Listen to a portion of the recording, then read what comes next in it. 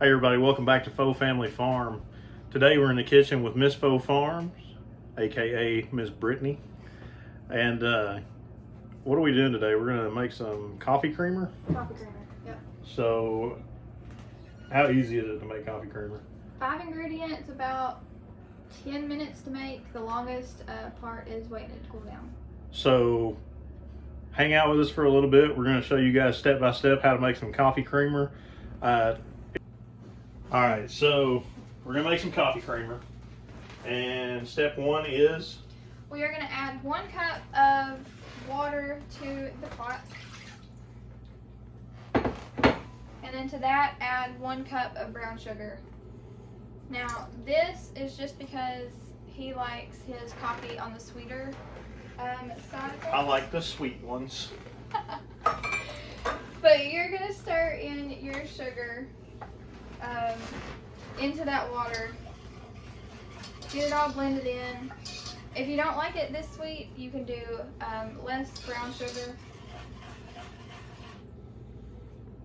And if you wanted to go a little more natural, I'm sure you could probably go with some kind of cane sugar or just a different sweetener additive if you wanted to.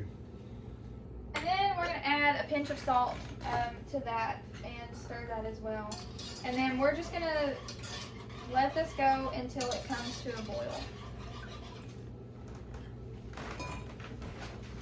Make sure it does not stick to the bottom of your pot.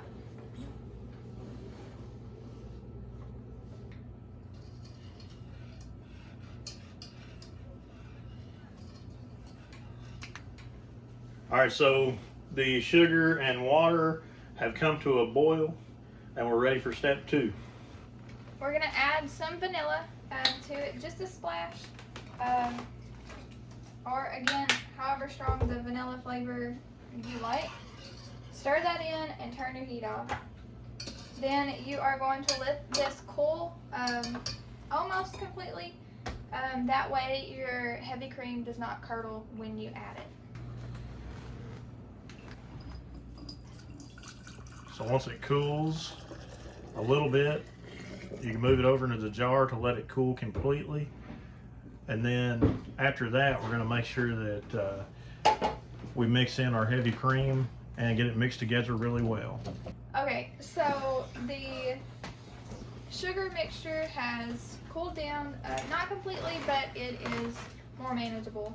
So we're going to slowly add 1.5 cups of heavy whipping cream.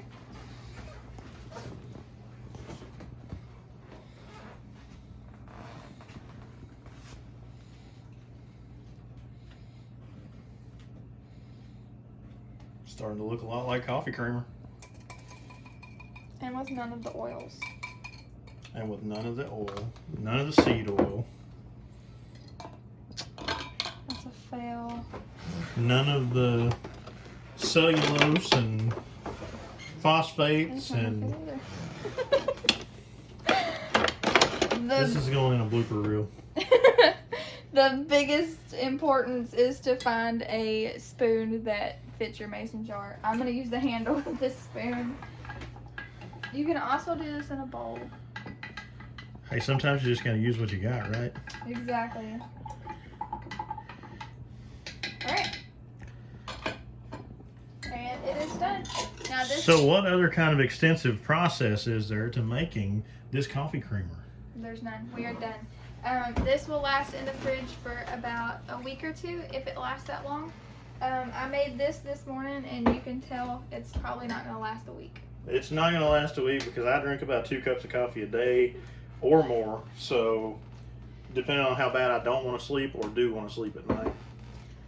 But also I found that if you use dry erase markers to write on your jars, it's easier to clean and it keeps everything labeled. So we can use the jars for the coffee creamer. We're using our jars for spices. Right now we're using a mason jar to house our unnamed sourdough starter. That's a journey that we want to take a little later on with sourdough. So if you'll stick around, we'll try to get some sourdough stuff in some videos later on. So what are we on to next? I think that we should start canning the soup. soup. What kind of soup? Chicken soup. So chicken noodle soup without the noodles in the canning. Without the noodles. So basically what we've done is Brittany's made this awesome chicken soup, and all you gotta do when we get it done is pull it off a shelf later on and put the noodles in it, boil it down till the noodles are soft, and then you've got chicken noodle soup. Or you can just eat it plain the way it is and have chicken soup. But that's part of the sustaining journey that we're on, is making our own food, preserving our own food. Hopefully this summer we'll be able to get into our own meat chickens. Yes. And I think we want to probably try to maybe talk a little more on that later, but not necessarily go and shoot for the Cornish cross breed, but actually shoot for a more sustainable breed, something that we could actually incubate the eggs off of and ultimately make our own flock of meat birds that rotate out, interchanging for rotating meat and eggs. But that's really that's talked for maybe closer to spring. We don't really want to get chicks right now because obviously we've got snow and ice on the ground at the moment. But yeah, it is still snowing. So yeah, hang out with us and we'll get some chicken soup that was made yesterday. And we're going to can it in the pressure canner. But when we get to our table talks portion, then we'll talk a little more about the pressure canner and the differences between pressure canning and water bath canning. Yes.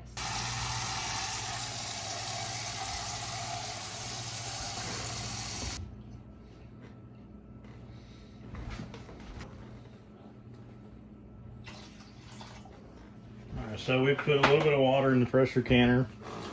Added a splash of vinegar. So what's the splash of vinegar do? It just helps the jars not be as cloudy.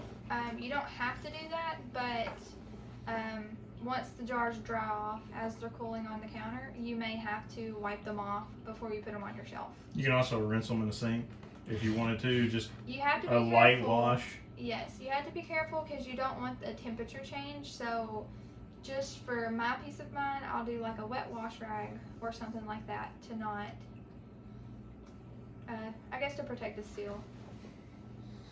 All right, so we're gonna get ready and get the pressure canner started heating up, and then we will can the soup that Miss Faux Farms made yesterday.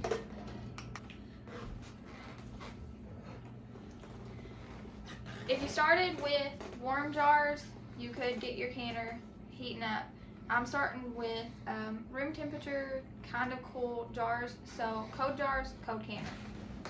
So we'll leave our heat on until it starts steaming. Yes. And then after it starts steaming, then we'll add our weights. And depending on where you're at, we use 10-pound weights here, and we'll get it up to 10 pounds of pressure and maintain 10 pounds of pressure for 90 minutes. And then, like I said, depending on your elevation where you're at, then your weight may be different, and how much pressure you need for how long may also be different. So be sure to check with the area that you're in, the elevation that you're in, and just if you've got somebody around you that you've known that has canned for years and years and years, then they would also be able to probably help you out with exactly the amount of time and pressure your area takes. Also, most canning books will have a guide that tells you your elevation and what you need to change your pressure to. Oh, we've got a pretty awesome book for that, don't we? Yes, we do. If Ball would be great and sponsor us, it would be fantastic.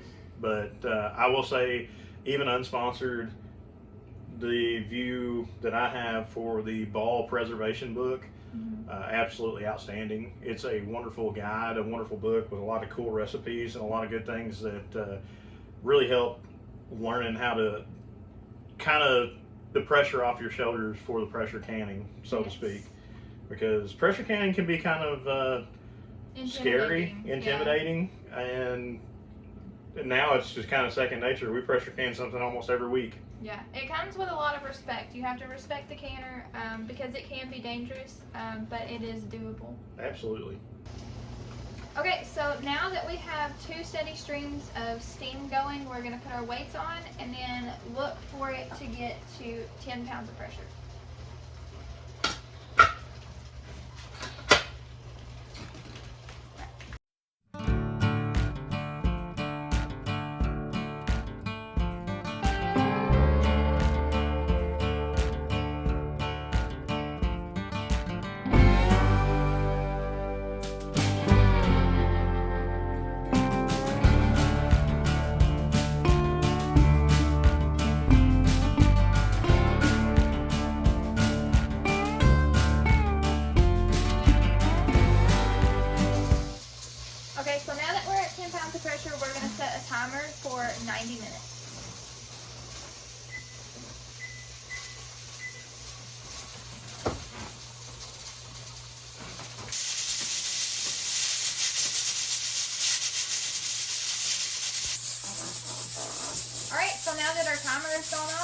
going to turn off the heat and release the pressure. Now this is the most intimidating part. Just be quick about it.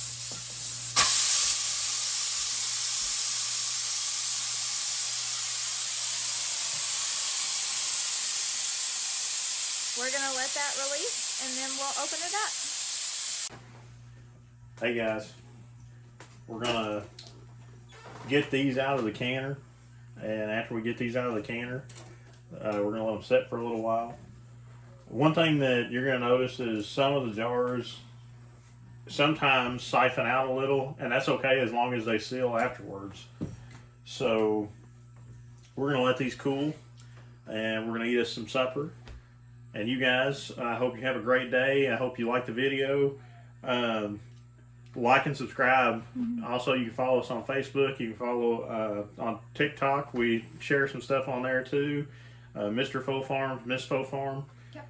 And you guys just have a great day. Just don't forget to like and subscribe. Bye guys.